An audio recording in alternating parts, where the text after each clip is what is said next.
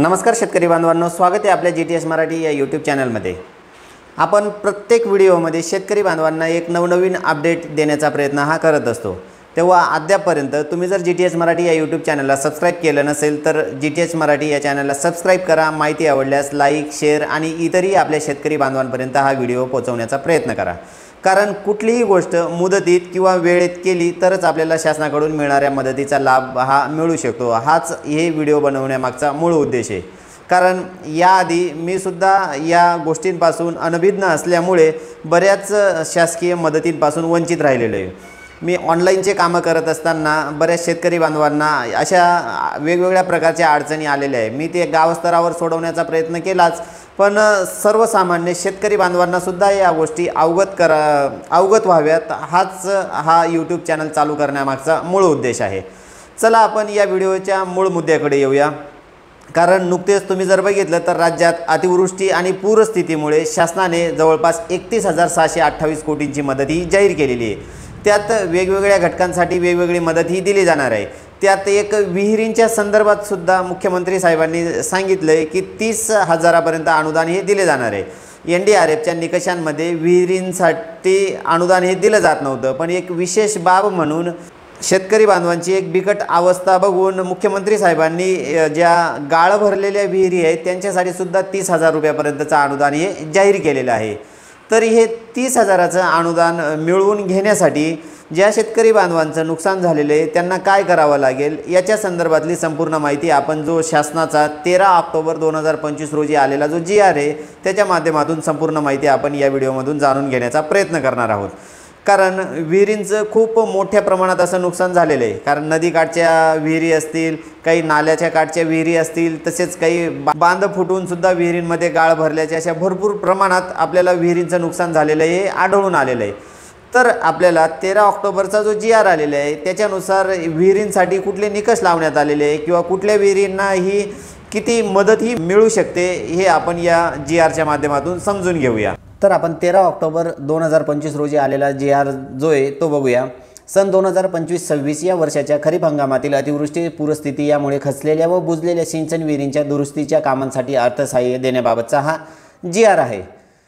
त्यात आपण त्याची प्रस्तावना बघूया। सुरुवातीला अगदी सोप्या भाषेत आपण हा GR समजून घेणार आहोत।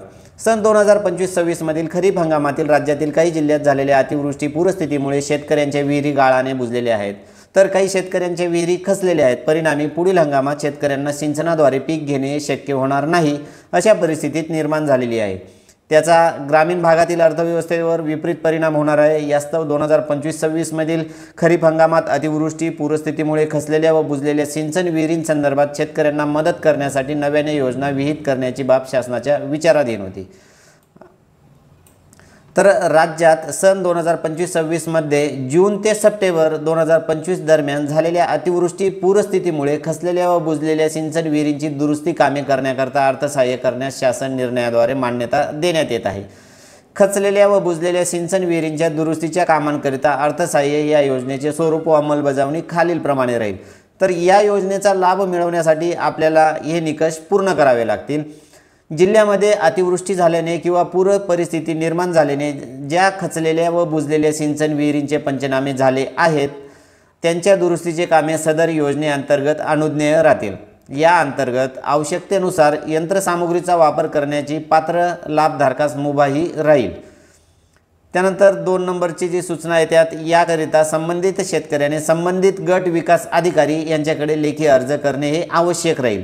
म्हणजे ज्या शेतकरी बांधवांचं नुकसान झालेलं असेल त्यांनी ही बाब लक्षात घ्यायची की आपल्याला गट विकास अधिकारी यांच्याकडे एक लेखी स्वरूपात अर्ज करायचा आहे आणि सदर लेखी अर्जाची पोच पावती गट विकास अधिकारी यांनी अर्जदारास तात्काळ देणे आवश्यक राहील। अर्जासोबत विहिरीची नोंद असलेला सातबारा जोडणे अनिवार्य आहे, अन्यथा सदर अर्ज विचारात घेण्यात येणार नाही। म्हणजेच ही 2 नंबरची सूचनाच शेतकरी बांधवांसाठी हा लाभ मिळवून देण्यास खूप फायदेशीर असेल।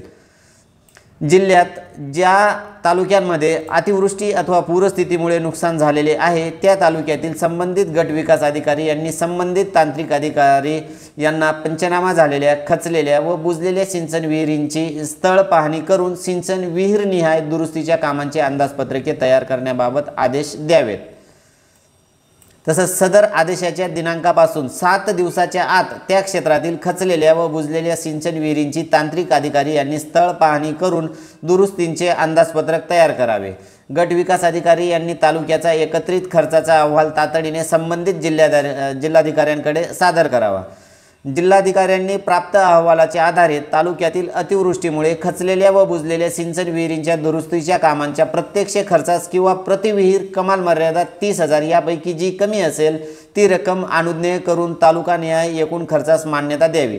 म्हणजेच यात आपण एक बघू शकतो, काही विहिरींचं जर कमी प्रमाणात नुकसान झालेलं असेल तर अशा विहिरींना 30,000पेक्षा सुद्धा कमी अनुदान हे मिळू शकतो। म्हणजेच यातून काही विहिरींचं खूप मोठ्या प्रमाणात जरी नुकसान झालं असेल तर त्यांना जास्तीत जास्त कमाल मर्यादा ही 30,000 रुपयांची ठेवण्यात आलेली आहे। तसेच तांत्रिक मान्यता संबंधित पंचायत समितीमधील कृषी विस्तार अधिकारी, शाखा अभियंता यांनी प्रदान करावी।